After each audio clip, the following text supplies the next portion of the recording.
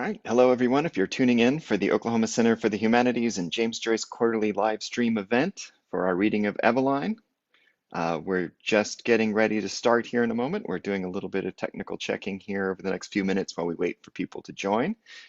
In the meantime, I can urge you, if you haven't already done so, to go and perhaps mix yourself a cocktail. You'll see that all of our events now at the Humanities Center have a cocktail matched with them. Tonight, we're drinking a Massey cocktail, courtesy of the Starlight Lounge here in Tulsa.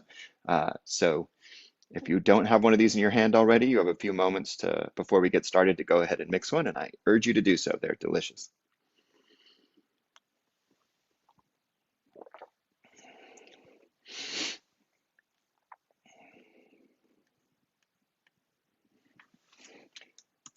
And I am checking with my staff to see how things look, because this is the first time we've attempted one of these, and we feel a little bit like we're shooting into the dark at the moment.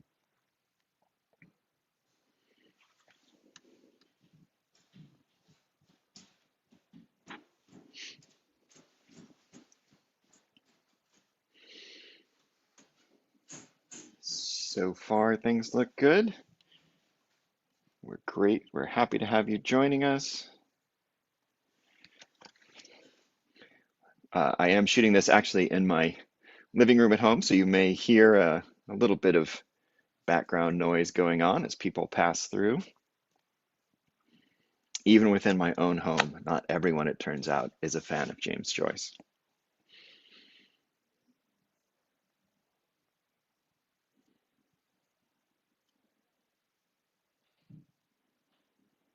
I've also got a couple of dogs that I've closed in upstairs. They may be making guest appearances during the reading as well, though I hope they'll be relatively quiet.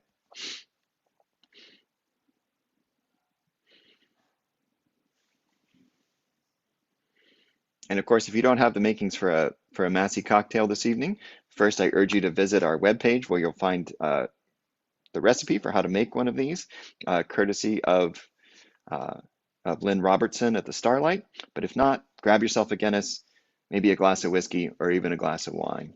All of those things will work well and go with tonight's reading and conversation about James Joyce's Eveline.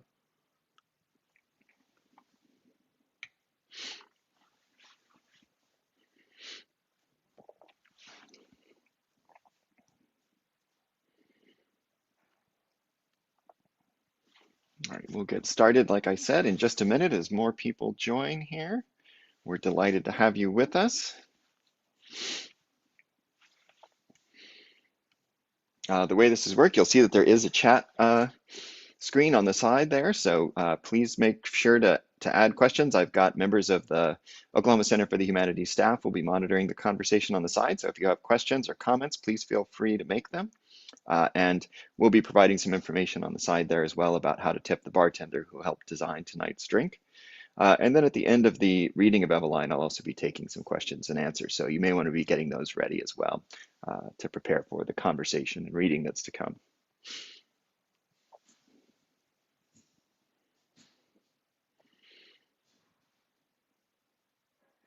And as we get ready, I hope you can appreciate the carefully curated background that my daughters have helped me devise today. I've been actually doing most of my online teaching from my office upstairs, which is a bit more sterile than this. So we've rearranged the entire living room just to make this look good. So I hope it's doing the trick.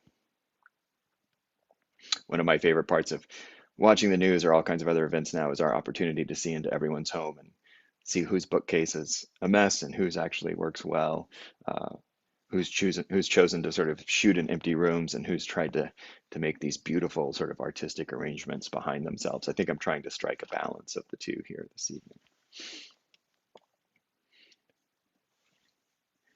All right, I'm just checking a little bit here on the strength of our signal to make sure everything's running well, which it looks like it is. It's for those who are just signing in, it's a pleasure to have you here.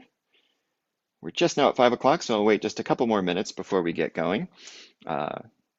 You might, in the meantime, admire my Bloomsday shirt. Let's see, you can't quite see the beer under there. This has been the official logo of Bloomsday in Tulsa now for, I don't know, at least 5 years. In fact, there's a giant mural like this that's been painted downtown that just says June 6, 1904, yes, and has become sort of our touchstone here in Tulsa for Bloomsday. In fact, we hold our annual Bloomsday celebration underneath that mural every year. Fingers crossed, we'll be holding it there again this summer, though there's really no way of knowing what things look like at the moment. And for those who are just joining, remember this is a Massey cocktail here, created for us courtesy of Lynn Robertson at the Starlight Bar here in Tulsa. Uh, it is delicious. I didn't think all of these things would go together. Campari and gin and let's see what else is in here. Whiskey and green chartreuse and a little bit of sweet vermouth. And actually they blend together really well. It's a delicious cocktail and the perfect accompaniment, I think, for tonight's Humanities Happy Hour.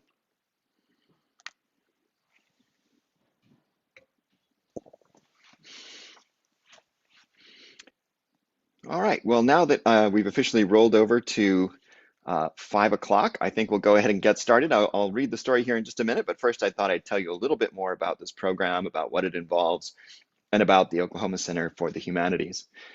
So for those who might not know me, my name is Sean Latham. I'm the Pauline McFarland Walter Professor of English at the University of Tulsa, where I serve as the editor of the James Joyce Quarterly and the director of the Oklahoma Center for the Humanities. Both of those two entities have come together to help co-sponsor tonight's event, the first in what we think will be a series of regular Thursday live streamed events that will continue now, I don't know, perhaps through June or at least until we're able to go out and be in person with one another again. We're calling this event Humanities Happy Hour. And so basically every Thursday at 5 p.m. Central Time, we'll invite you either into my living room or other living rooms around Tulsa, where we'll host a variety of different events. And for each of those events, we'll be asking local bartenders and restaurant owners to create custom cocktails. And you'll also have an opportunity to tip the bartenders at those establishments. As you know, they're suffering terribly right now. Most of them are out of work as we all confine ourselves to home. So this is a great way actually for us to help local businesses here in Tulsa. If you're following the chat on the side of the screen, you'll see that there's actually a link there for a PayPal account where you can go and tip your bartender. So I'll say this again several times throughout tonight's event. Please take a moment to tip your bartender. You do it in person, take a moment to do it now. It really will make a difference. So I want to say just a few words about some of the programs that we have coming up as part of this Humanities Happy Hour event. So starting tonight, we're doing this reading of Eveline. Next week, we're going to follow this up with what we're calling the Corona Cabaret. We'll be joined by Professor Michelle Dill from our musical theater department here at the University of Tulsa, and she's put together a terrific collection of songs that she will perform from her living room, all of which have, let's say, Corona themes associated with them. And we're actually working now on a cocktail to accompany this called the Quarantini. So we think this will be a really fun event and certainly quite a lighthearted way to try to pass some of this time in confinement. Things will take maybe a bit more difficult turn the week after that, where we'll be doing a film club where we'll be joined by Professor and Dr. Jeff Alderman from the Oxley College of Health Sciences at the University of Tulsa. We're going to ask people in advance to watch the movie Contagion, and then he and I will join in a conversation about the epidemiology and the art of that film and how the two things combine and what it can and can't tell us about our own experience of dealing with a pandemic like COVID-19 right now. We'll follow that up with, we have all kinds of other things that are going to be part of this program. We've got book club discussions planned, some other micro lectures. These are all meant to be relatively short, relatively light in terms of their intellectual content. And as I said, they're going to be paired with a cocktail. So it's a way to just relax a little bit and try to create, even in these socially distanced times, those kinds of human connections that we think are absolutely important. Even in these times where we're sort of confined to our homes, we need this kind of connection more than ever, perhaps. I should add, we're also going to be following this up every Friday with what we call Friday with the Fellows. We've asked our Oklahoma Center for the Humanities research fellows, both current and former, to contribute some content that will appear on our website every Friday at humanities.utulsa.edu. And we've got a terrific lineup of stuff coming. So they'll rotate. Basically, we'll have a different person each week. And each person will contribute maybe 3 or 4 different programs. We'll start tomorrow with a guided meditation provided by Edgar Frias, a Tulsa Artist Fellow who's living here in Tulsa now. And this will be followed by a variety of different things, including a board game discussion that will happen courtesy of David Chandler. a curated playlist for things to listen to over the weekend, curated by Katie Moulton, another one of our Tulsa Artist Fellows that are in residence here. And we're working now as well as developing one on cooking and some other themes. These are meant to just give you some content to take into the weekend and remind you that you can form these human connections within your house as well.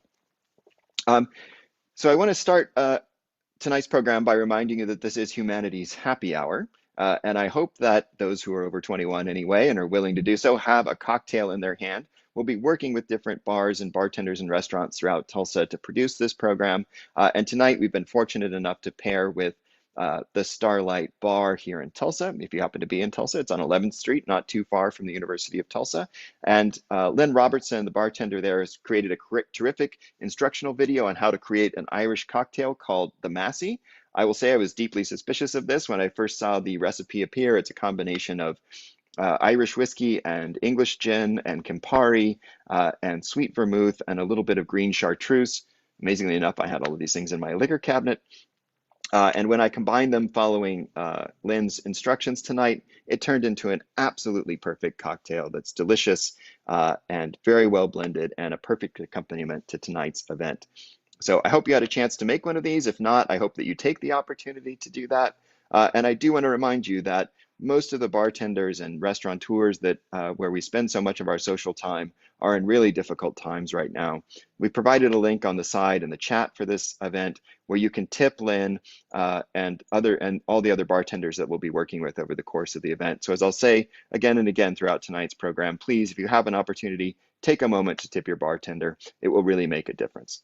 So first of all, I want to say sláinte and cheers to Lynn Robertson, to the Starlight, and to all of you who are joining us this evening. I also assured my staff members earlier today that I would sip this very powerful cocktail because one of the first things that happens when I start to drink a little bit is that I believe myself to be utterly hilarious and the greatest of raconteurs. So I'll try to be moderate in my consumption as this event goes on this evening. All right, so tonight we're going to start, or at least we're going to feature a reading of James Joyce's short story called Eveline. It's a very interesting short story. I chose it in part because it's a relatively short and digestible and accessible story for us to read. And it also is, as we'll see when we get to the end of the reading, you'll see that it's a story that affords a lot of opportunities for conversation and debate.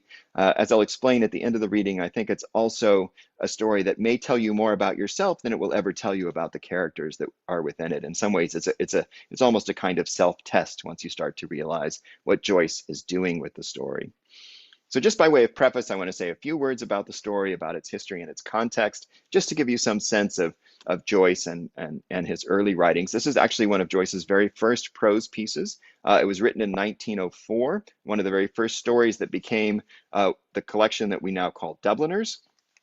And the history of this collection of books in particular, or this collection of stories, the publication of this book is almost as interesting as the stories themselves. Joyce completed most of them in between 1904, 1903, and 1905, but then ran into terrible difficulty trying to get them published. He immediately had a contract, and over the course of the next several years, both printers and editors, as they began to read these stories more closely, realized how potentially unsettling and disturbing they were. And so he ran into this problem where he would get a contract or come close to getting a contract, then a printer or an editor would read the story and say, there's no way I can print this, it's libelous or it's slanderous, or did you not get the sort of sexual innuendos that are going on in this story? There's no way that we can publish this and not be sued or prosecuted by the authorities. And so Joyce had this process of getting the book almost accepted and then rejected, almost accepted and then rejected for a whole variety of different reasons. At one point, in fact, the entire book had already been printed, set, ready to bind, and a printer or an editor at the last moment realized that one of the stories contained a number of potentially libelous claims.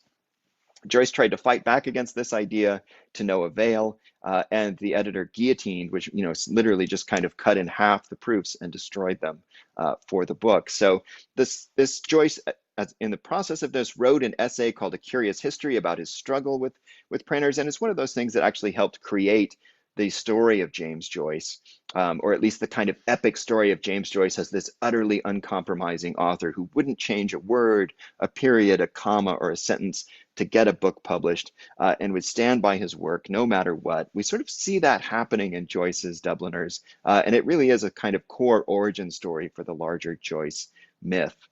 Um, it also reminds us, I think, that this is a collection in which you can read these stories and think, oh, that's sort of nice, that's sort of strange. But the more you read them, as those early editors and printers did, the more unsettled you might become by what the story might be alluding to or what it might involve. And I think Eveline is one of those stories. As I said, it was written in 1904, one of the very first pieces for the collection. And the book itself sort of divides into roughly three sections that Joyce described as youth, uh, maturity, and public life. This is one of the youth stories, and it describes a young woman in Dublin who is trying to decide whether or not to leave home. It's actually one of the reasons I chose this story. As we all find ourselves confined now, I thought, why not focus on a story that's all about the question of whether or not you should leave home? And that the answer to that question is one of the things that makes this story quite interesting, in fact. So I think that's really all you need to know. I should caution you that I am not an actor or a professional reader, though I certainly read this kind of thing out to my students all the time. So this is going to be something of an experiment to me as I read Eveline. But I hope you'll enjoy this story. And as I finish the story, I urge you to ask some questions and make some comments in the chat boxes on the side of this event, on the side of this live stream. And at the same time, I'll ask some questions at the end as well that might get you thinking about some of the things that are going on in this story. So let's begin with James Joyce's short story from 1904, part of the collection called Dubliners. The story is titled Eveline. She sat at the window watching the evening invade the avenue. Her head was leaned against the window curtains, and in her nostrils was the odor of dusty cretonne. She was tired.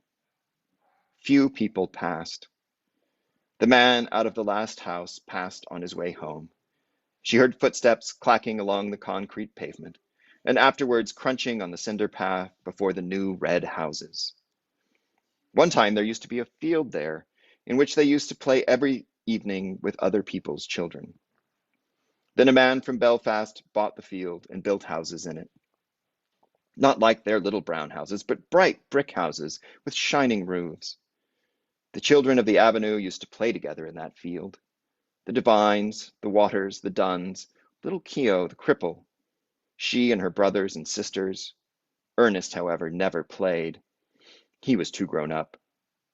Her father used often to hunt them out of the field with his blackthorn stick, but usually little Keogh used to keep nix and call out when he saw her father coming. Still, they seemed to have been rather happy then. Her father was not so bad then. And besides, her mother was alive. That was a long time ago. She and her brothers and sisters were all grown up. Her mother was dead. Tizzie Dunn was dead, too, and the Waters had gone back to England. Everything changes. Now she was going to go away like the others, to leave her home. Home! She looked around the room, reviewing all its familiar objects which she had dusted once a week for so many years, wondering where on earth all the dust came from. Perhaps she would never see again those familiar objects from which she had never dreamed of being divided. And yet, during all those years, she had never found out the name of the priest, whose yellowing photograph hung on the wall above the broken harmonium, beside the colored print of the promises made to Blessed Margaret Mary Alacoque. He'd been a school friend of her father. Whenever he showed the photograph to a visitor, her father used to pass it with a casual word. He's in Melbourne now. She had consented to go away, to leave her home. Was that wise? She tried to weigh each side of the question. In her home, anyway, she had shelter and food. She had those whom she had known all her life about her. Of course, she had to work hard, both in the house and at business. What would they say of her in the stores when they found out that she had run away with a fellow? Say that she was a fool, perhaps, and her place would be filled up by advertisement. Miss Gavin would be glad. She had always had an edge on her, especially whenever there were people listening. "Miss Hill, don't you see there are ladies waiting?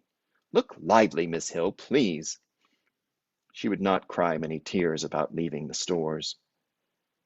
But in her new home, in a distant, unknown country, it would not be like that. Then she would be married. She, Eveline. People would treat her with respect then. She would not be treated as her mother had been. Even now, though she was over 19, she sometimes felt herself in danger of her father's violence. She knew it was that had given her the palpitations. When they were growing up, he had never gone for her like he used to go for Harry and Ernest, because she was a girl. But, latterly, he had begun to threaten her and say what he would do to her only for her dead mother's sake. And now she had nobody to protect her. Ernest was dead, and Harry, who was in the church decorating business, was nearly always down somewhere in the country. Besides, the invariable squabble for money on Saturday nights had begun to weary her unspeakably. She always gave her entire wages, 7 shillings, and Harry always sent up what he could, but the trouble was to get any money out of her father. He said she used to squander the money, that she had no head, that he wasn't going to give her his hard-earned money to throw about the streets, and much more, for he usually was fairly bad on Saturday night. In the end, he would give her the money and ask her had she had any intention of buying Sunday's dinner. Then she had to rush out as quickly as she could and do her marketing, holding her black leather purse tightly in her hand as she elbowed her way through the crowds and returning home late under the load of her provisions. She had hard work to keep the house together, and to see that the 2 young children who had been left to her charge went to school regularly and got their meals regularly. It was hard work, a hard life. But now that she was about to leave it, she did not find it a wholly undesirable life. She was about to explore another life with Frank. Frank was very kind, manly, open-hearted. She was to go away with him by the night boat, to be his wife, and to live with him in Buenos Aires, where he had a home waiting for her. How well she remembered the first time she had seen him. He was lodging in a house on the main road where she used to visit. It seemed a few weeks ago. He was standing at the gate, his peaked cap pushed back on his head, and his hair tumbled forward over a face of bronze. Then they had come to know each other. He used to meet her outside the stores every evening and see her home. He took her to see The Bohemian Girl, and she felt elated as she sat in an unaccustomed part of the theater with him. He was awfully fond of music and sang a little. People knew they were courting, and when he sang about the lass that loves a sailor, she always felt pleasantly confused. He used to call her Poppins out of fun. First of all, it had been an excitement for her to have a fellow, and then she had begun to like him.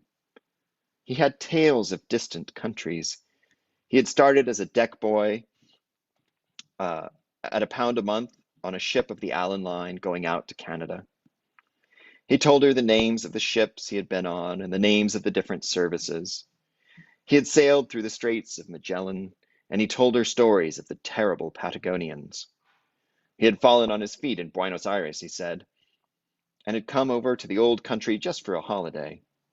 Of course, her father had found out the affair and had forbidden her to have anything to say to him. "I know those sailor chaps," he said. One day he had quarreled with Frank, and after that she had to meet her lover secretly. The evening deepened in the avenue. The white of 2 letters in her lap grew indistinct. One was to Harry, the other was to her father. Ernest had been her favorite, but she liked Harry too. Her father was becoming old lately, she noticed. He would miss her. Sometimes he could be very nice. Not long before, when she had been laid up for a day, he had read her out a ghost story and made toast for her at the fire. Another day, when their mother was alive, they had all gone for a picnic to the hill of Howth. She remembered her father putting on her mother's bonnet to make the children laugh. Her time was running out, but she continued to sit by the window, leaning her head against the window curtain, inhaling the odor of dusty cretonne. Down far in the avenue, she could hear a street organ playing. She knew the air. Strange that it had come that very night to remind her of the promise to her mother, her promise to keep the home together as long as she could. She remembered the last night of her mother's illness. She was again in that close, dark room at the other side of the hall, and outside she heard a melancholy air of Italy. The organ player had been ordered to go away and given sixpence. She remembered her father strutting back into the sick room, saying, "Damned Italians coming over here." As she mused, the pitiful vision of her mother's life laid its spell on the very quick of her being, that life of commonplace sacrifices closing in final craziness. She trembled as she heard again her mother's voice saying constantly with foolish insistence, "Daravan, Saran, Daravan, Saran."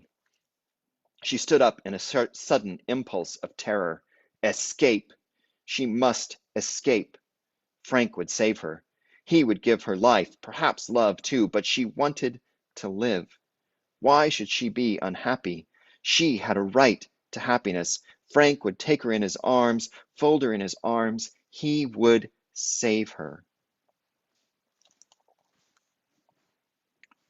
She stood among the swaying crowds in the station at the north wall. He held her hand, and she knew that he was speaking to her, saying something about the passage over and over again. The station was full of soldiers with brown baggages. Through the wide doors of the sheds, she caught a glimpse of the black mass of the boat lying in beside the quay wall, with illumined portholes. She answered nothing. She felt her cheek pale and cold, and out of a maze of distress, she prayed to God to direct her, to show her what was her duty. The boat blew a loud, mournful whistle into the mist. If she went, tomorrow she would be on the sea with Frank, steaming toward Buenos Aires. Their passage had been booked. Could she still draw back after all he had done for her? Her distress awoke a nausea in her body, and she kept moving her lips in silent, fervent prayer. A bell clanged upon her heart. She felt him seize her hand. "Come!" All the seas of the world tumbled about her heart. He was drawing her into them. He would drown her. She gripped with both hands at the iron railing. "Come!" No, no, no, it was impossible. Her hands clutched the iron in frenzy. Amid the seas, she sent a cry of anguish. "Eveline! Evie!" He rushed beyond the barrier and called to her to follow. He was shouted at to go on, but he still called to her. She set her white face to him, passive, like a helpless animal. Her eyes gave him no sign of love or farewell or recognition. The end.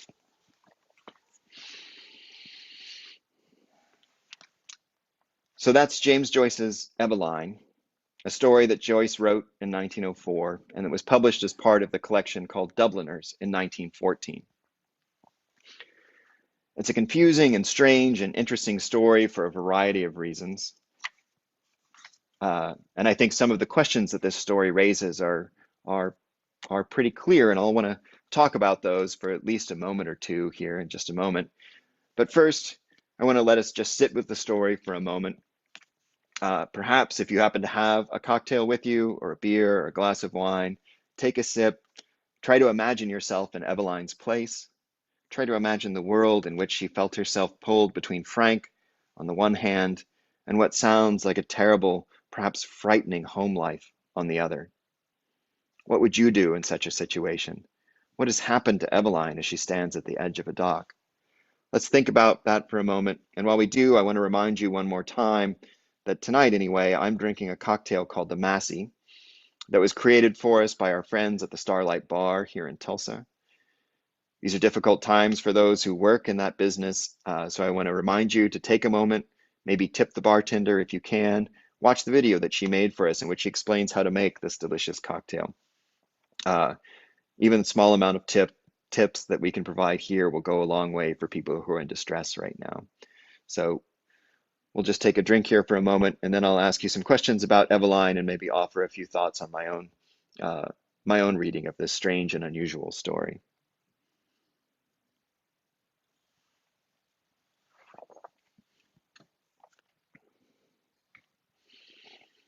So I think one of the first and most interesting questions that, or let me provide actually a little bit of context for this story, the idea of Eveline leaving Ireland. I suspect that for many of you who live in the United States or in North America, and claim any kind of Irish descent, you'll know something about this story. You'll know something about the generations after generations of people who fled desperate conditions in Ireland, conditions of poverty, right, of suffering sort of at the hands of the British Empire, starvation, of uncertain futures, and often made their way to the shores of other stops within the Anglophone world, certainly Canada, the United States, and Australia, New Zealand, among many others. The outflow of people from Ireland over the course of about a century, from 1850 to say 1950, was absolutely extraordinary. In 1841, the population of the country was roughly 6.5 million people. By 1936, the start of the First World War, that population had been more than cut in half, down to 3 million people. The country had essentially emptied. Can you imagine half of the people simply disappearing over the course of one or two generations? And of course, they made their way, like my family did, to the United States and to all of these other places and created this giant wave of Irish immigration throughout the world. And so part of what we hear in this story is Eveline caught up in that same sort of tide and asking herself, should she leave or should she go? Should she remain at a home that remains familiar to her? Or should she give up everything she knows for this very strange, uncertain, maybe even dangerous future that this mysterious sailor named Frank has offered her on the far side of the world, a place called Buenos Aires, a place I'm sure someone like Eveline had almost no knowledge of in turn of the century Dublin. So the story raises for us the question, what is home? What is it about? Now, there are a lot of ways for us to approach this story. And again, I want to urge you, if you have some questions or some comments, to please make them on the side of the screen here. Use the comment book for this live stream. It's going to be even better if I can respond to some of the things that you're asking and thinking and wondering about this book. I can't necessarily offer complete answers. I think one of the mysteries, one of the pleasures of this story is the fact that it withholds so much information that we need to know. Right? Most notably and most strikingly, that moment at the very end of the story, if you think about it, we spent this entire story locked inside of one person's mind, right? This young girl sitting there, wondering if she should leave home, thinking about it, weighing the different kinds of opportunities that are available to her, right? Goes to the waterfront with Frank, seems to be ready to get onto the boat, and then all of a sudden the story cuts away from her consciousness. She seems to be, as the story says, passive. Right? Her consciousness essentially disappears. She doesn't know herself, and thus we can't know what's going on.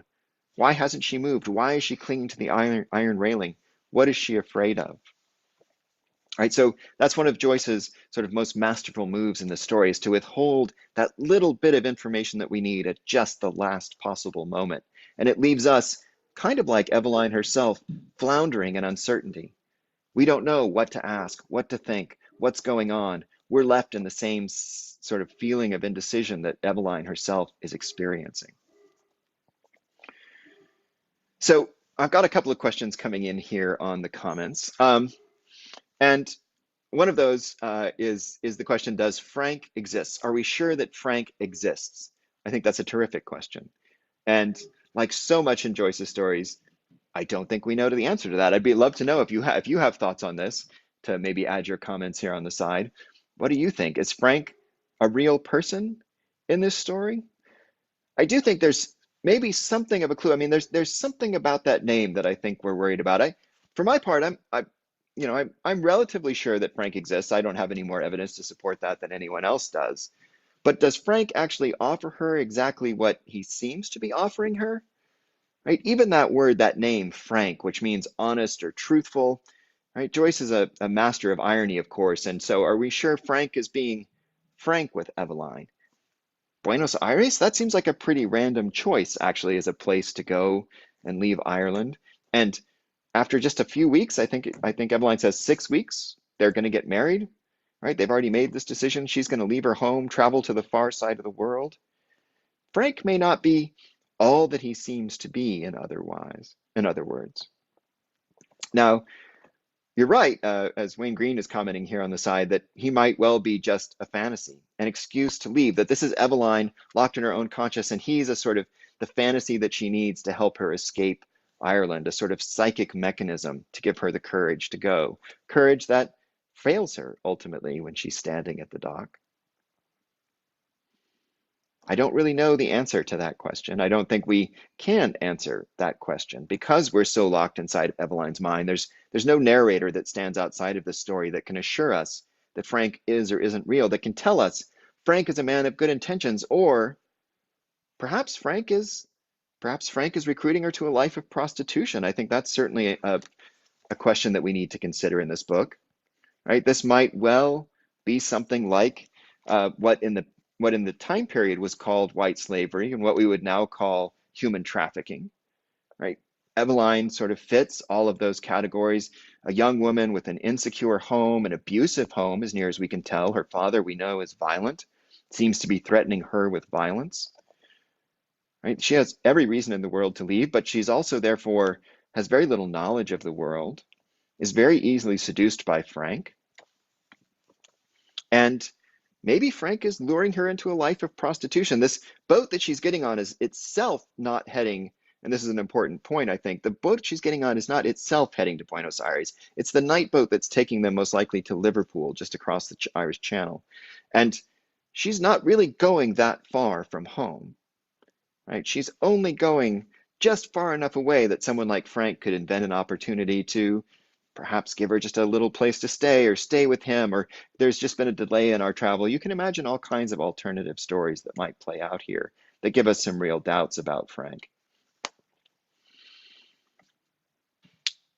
And as I said, because there's no third person narrator in the story, we just don't know. We don't know what to make of Frank, and we don't really know what to make of Eveline's own psychic world either, right? We only have Eveline's opinion of herself. All right, we've got a couple of other questions in here. I'm actually going to read a couple of these out and just see if we can think about them. So Annie Page here writes that I find it poignant that she's reminded of the promise she made to her mother. She's caught between a desire to find the freedom and seek fun, but hesitates giving in to the impulse that she worries is selfish. And I think that's right. I think many of us, if you have older parents or maybe grandparents, you've been caught in similar situations, finding yourself making a promise to a parent or a grandparent about a future that you can't control, that's inevitably going to be uncertain. Please don't put me in a nursing home, for example. Please let never this or that happen to me. Or in this case, Eveline's mother saying, you must keep the home together, which when Eveline's told this, she might be 16 years old. Imagine at that age being told essentially that you have to become the mother. And in this case, we know this is a mother that she has witnessed be physically abused by her husband. And it's a mother that she has watched descend into some kind of mental illness. That quotation, that Derivan Saran that she imagines her mother reciting again and again at the end. This has been the subject of endless debate among Joyce scholars. What does that actually mean? I suspect some early English readers might have thought, oh, maybe that must be Irish. It must be a non-English language, and I just don't understand it. I don't necessarily think that's the case at all. We've not been able to devise in years and decades now of looking at the story what that language actually means. It may simply be nonsense syllables. And what's happened to Eveline is she's watched her mother slip into mental illness, and she's charged at the last moment, right, with this duty of caring for her younger siblings, of trying to hold an abusive home together. I agree with Annie that it is a terribly poignant and difficult moment that makes this decision that Eveline faces even more difficult for her to navigate. Is there even a right choice to make here? I mean, I think ultimately that's one of the challenges of this story as well. You can't make the right choice. There's not an easy choice for Eveline to make. This isn't something like Jane Eyre, right, with that reader, I married him at the end, where we have a happy ending or a marriage plot and we know things are going to work out. There seems to only be something like catastrophe lurking here. She only has two choices, and both of those choices may well be bad. All right, let's see. We have a couple of other questions here that I'll try to answer. Carol asks, would Eveline have suspected Frank of trying to exploit her, but refused to recognize that until she was being urged to leave? Maybe that's why she freezes. It's challenging. As I said, I can't imagine. We are denied the opportunity to know why she freezes at the railing, right? And it's such a powerful and poignant scene. The cries of no, no, no, the seas of the world tumbling about her heart. It's some of Joyce's most powerful and I think um, evocative and expressive language. It's not quite sentimental. It doesn't quite go over the top, but it comes very close. This is from a writer who's usually very ironic and holds distance always holds language at something of a critical distance from himself. It's hard not to feel ourselves like Eveline being drowned essentially in the impossibility of the moment that she faces there. Uh, and maybe she does have an epiphany. That was a story. I should maybe say something about epiphanies. Joyce, some of his very first prose experiments, and Joyce initially imagined himself as being a poet and maybe a dramatist before becoming a prose writer. And he wrote some of his very earliest experiments with sort of poetic language were things called epiphanies, often 3 to 5 or 7 line sort of observations of life in Dublin around him, often taken from the crudest sort of circumstances, in which he tried to describe the scene, thinking that these little moments of day-to-day life, right? Seeing someone like Eveline standing on the docks, watching, and elsewhere in the collection, for example, watching a young boy go to a sort of fair at the end of the day and realize all the stalls were sold out, and it was not as exciting or as interesting as he hoped it would be, watching his disappointment. Joyce believed that these little moments of everyday life, that in them we may have something like an epiphany, right? That a word that for us means that greatest moment of revelation, a revelation essentially of the divine in the human world. And Joyce looked for that not in sacred texts, not in the Bible, not in the Catholic Church in which he was raised, but in the day-to-day life of, or in the day-to-day experience of our lives, right? He believed that even the crudest of objects, the crudest of experiences, could open up some fundamental mystery of life for him. And so it may be that what happens to Eveline is that she's standing on the dock. She has something like an epiphany. She realizes that Frank is not what he seems to be. Perhaps he's not real. Perhaps she realizes there's no real escape from her circumstances. Perhaps she realizes that home is better than going away. We haven't talked much about that fact because home here seems so terrible, but even those who decide to flee home never do so easily, right? Home is always this thing that we want to hold close to our hearts, close to our minds. It's what nurtures us. It's what we want to nurture us anyway. And it's never a thing that we can easily leave behind. So perhaps that is what happens with Eveline standing there. Perhaps she does have one of these moments of epiphany and thus invite us into her epiphany as well. All right, let's see. We have a couple of other questions here that I might be able to answer. I know early someone asked, yes, here, let's see, it's David and Lisa Williams have asked, is the mother actually Ireland? I think that's absolutely the case. There's certainly a symbolic reading of this story in which this is about, which was very much a concern. I mean, as the Ireland of the Edwardian era in which Joyce was writing was one that had just suffered essentially through a failed attempt at revolution. They had failed to break away from the British Empire at the end of the 19th century and had settled into a period of brief but relatively quiet domestic politics. But there was nevertheless a deep and abiding urge to cultivate Ireland, right? To help it escape from this colonial relationship that it had to its neighbor across the sea, a relationship that according to some theories, had led to things like the Great Famine that ravaged the countryside and led to mass death and mass immigration. And so Irish authorities, Irish cultural leaders, Irish religious leaders were urging Irish people to stay home, to rebuild the country. And you see some of this energy emerge about 10 years after Joyce writes this story in 1916, when we get the first really violent revolution within Ireland in the 20th century as a group of radical revolutionaries in the middle of World War One, right? While the British are off fighting in the fields of Flanders and France, seize control of the middle of Dublin. And it leads to a terrible catastrophe. Many of the revolutionary leaders are shot by the British authorities after a brief battle, and the British themselves sail a gunship up the Liffey River, which would be something like sailing a gunship up the middle of the Hudson, and begin essentially to shell the center of the city, demolishing many buildings, killing many people, and putting down this insurrection in Easter 1916. Nevertheless, those revolutionary energies would lead to the liberation of Ireland um, in 1922 and to its creation as an independent republic. So I think that that's an important context for this story is Irish nationalism and this notion that this woman should not leave. Eveline should not leave. She should, in fact, remain at home, should, in fact, remain loyal to Ireland. There are many essays being written at this time about that need to stay home, a concern um, about what one cultural commentator called the double leak in Ireland, the fact that many of the strongest and healthiest people were leaving Ireland, right? So there was this leak of population through immigration, and then as a result, a lot of the population that was left behind was sick or ill or unable to care for itself, leading to this other sort of leak, that is, of productive people just leaking out of Irish society. It was essentially hollowing out the country as a whole.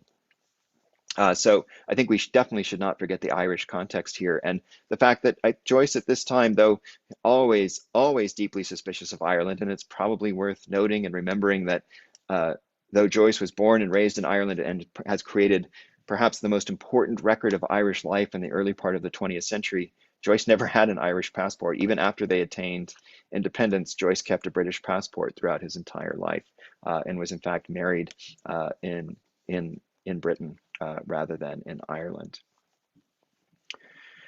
All right, we have one or two other questions here I might be able to answer here. Oh, Wayne asks, what is it that she's smelling to? Cretonne is one of those words that's now archaic. It really is just a kind of cotton fabric. But it is weird that she repeats that. It's an unusual word. It's, as I said, essentially archaic now. And we might ask ourselves, what is that dust that's falling over her? It gives us the impression from early on that as Eveline's sitting there, she wonders, where does all this dust come from? Well, it seems to be falling not only on the apartment, but on her, right? The longer that she sits here in this twilight, the more this dust is settling over her, right? The more that the cretonne, the fabric that she's describing that the curtains are made of, may be becoming something like a funeral shroud that's enwrapping her, and this dust is the dirt being thrown over her grave, right? We see a young girl potentially being buried here, and that's part of why she so desperately needs to escape, right? It's when she thinks about her mother's death, right, her mother's funeral, that she leaps up and says, that's enough, I must go. All right, well, let's see, we have a couple of other questions here that I might be able to answer. So this says, her ending with us knowing what she does contributes to, how does this ending contribute to the overall theme of paralysis and Dubliners?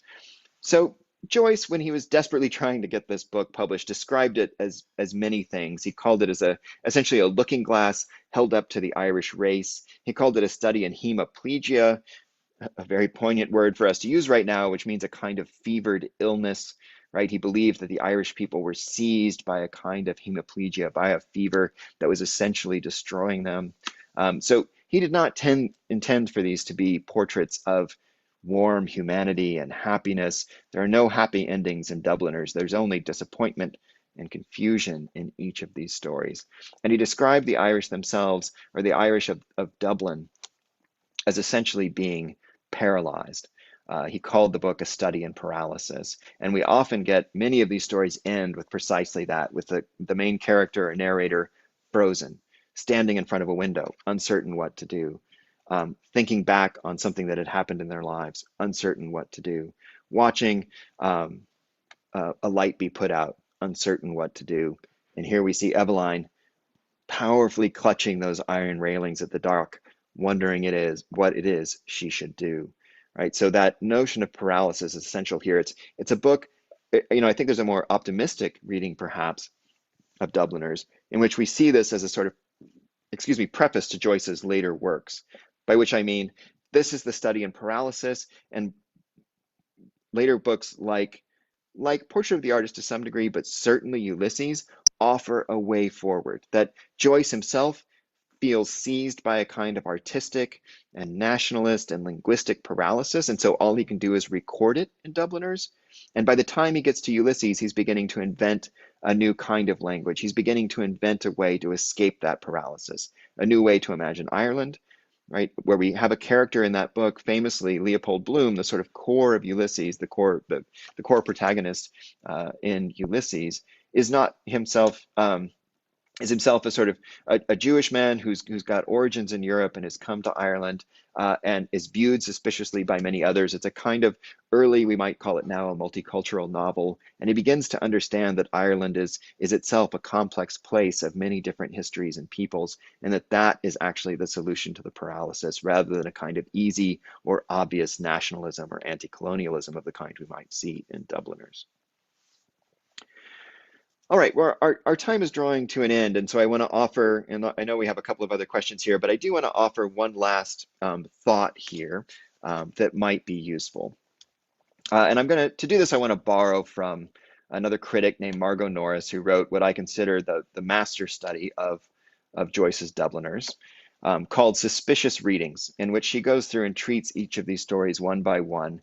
And as one of the great Joyce critics, really, of our generation, she gives us a new insight into each one of these stories with the readings that she offers. And she does this often by reading against the grain, by making us think about the stories in different ways. And in part with Eveline, she insists that one of the things that we need to understand about Dubliners is that this book, this collection of stories, is not necessarily about the characters themselves, but about us. That is, this book is an experiment that when we read it, we perform on ourselves.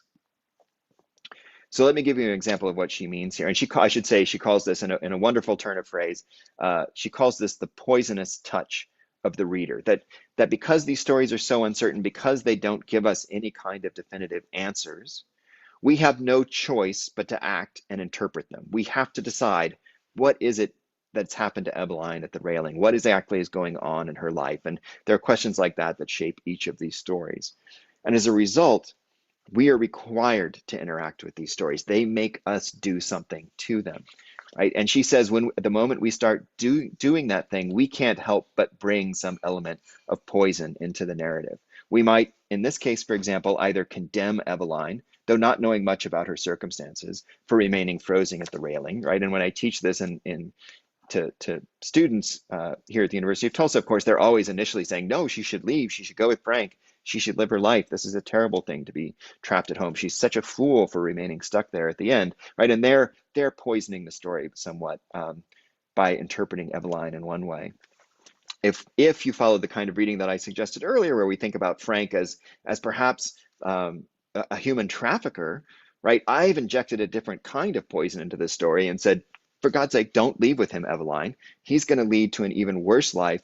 You've already led this terrible life. It's better to sort of face what you've got here. At least you have a job. You've got a possible future here that's going to be very different from a life of sort of suffering and abuse that Frank may bring to you if you travel with him. But again, I've injected that sort of poisonous reading into the story, and there's no way to therefore read Eveline in a neutral way. All that's left is the poisonous touch that we bring to these stories. And thus, what happens when we read the Dubliners stories is that we're taking our own temperature. We're diagnosing ourselves. We're revealing our suspicions, our fears, our anxieties, our ways of being suspicious or ironic or doubtful about the world. And that process means that the minute you start to talk about this story, perhaps with someone else, you start to reveal perhaps more of yourself than you want to. This is a story that withholds so very many details that we need, right? It holds all of that back and makes us rush in to fill the gap. And in rushing in, we reveal far more of ourselves perhaps than we ever intended to do just by picking up a story and reading it. All right, well, our time here is drawing to an end, so I want to thank you once again for joining us for the first of these Humanities Happy Hours. I want to remind you that we'll be doing this now weekly, at least for the next several weeks. We're going to remain on a shelter-in-place order here in Tulsa through at least the month of April. I suspect we'll be continuing this through May as well. We've lined up a terrific series of events that will be live streaming every Thursday at 5 o'clock. I can't guarantee these are always going to happen in Facebook. We're looking at some other platforms as well. But we have a number of other events coming up. If you didn't hear me at the top of the show, we have something called the Corona Cabaret next week, where a professor of musical theory here at, or professor of musical theater here at Tulsa will be singing and performing some virus-themed songs, it turns out, and we'll be joined the week after that for a movie discussion with a physician and member of our medical faculty here who will be talking about the film Contagion. And we're lining up a number of other events as well.